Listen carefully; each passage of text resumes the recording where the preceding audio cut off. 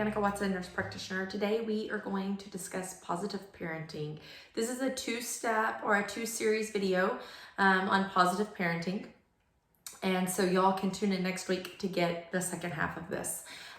Disclaimer, this is not medical advice, recommendations, or a diagnosis. This does not take the place of a well child check or sick visit. If you have any questions, please see your healthcare provider.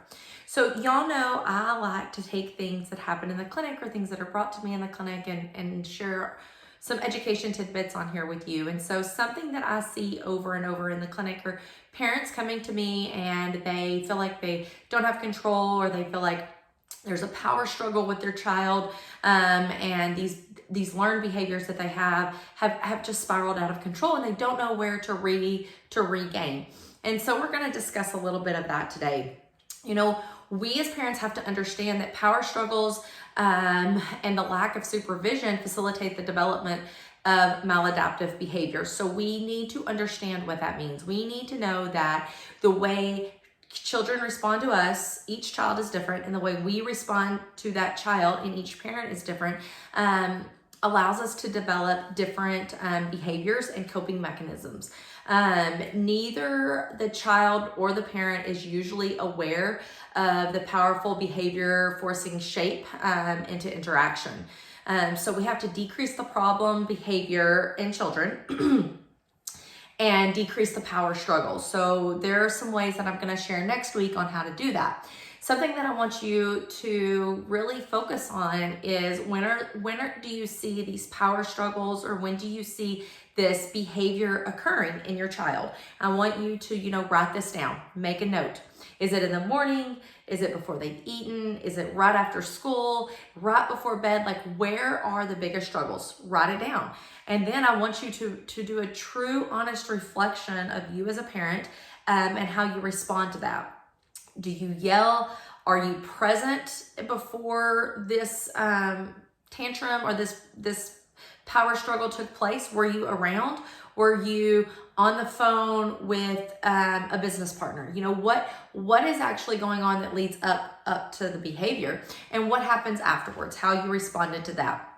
And so doing that, we can kind of weed through and figure out what where the breakdown is, what's missing. A lot of kids, whether it is positive attention or negative attention, they are seeking it, right? And so we have to make sure that we're not feeding into that negative attention aspect of things. Another thing that children like to do is they get into a routine, and us as parents kind of let them, especially if we're in a hurry or we're trying to cook dinner and things have to be done. And so they get into this routine of doing what they want.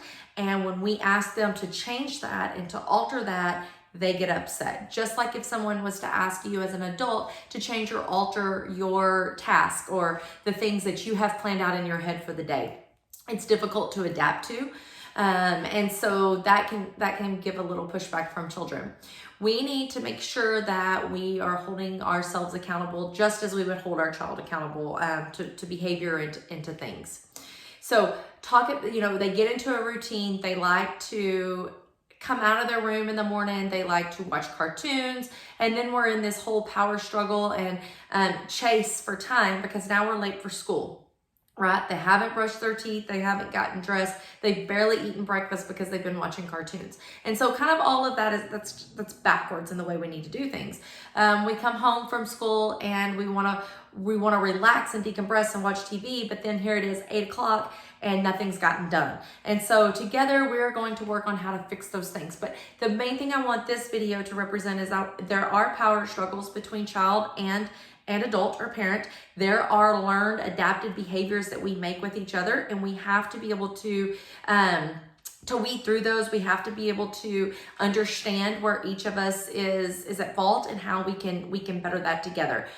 We need to know that supervision is important. If there's no supervision with the child, then they don't feel like they have that.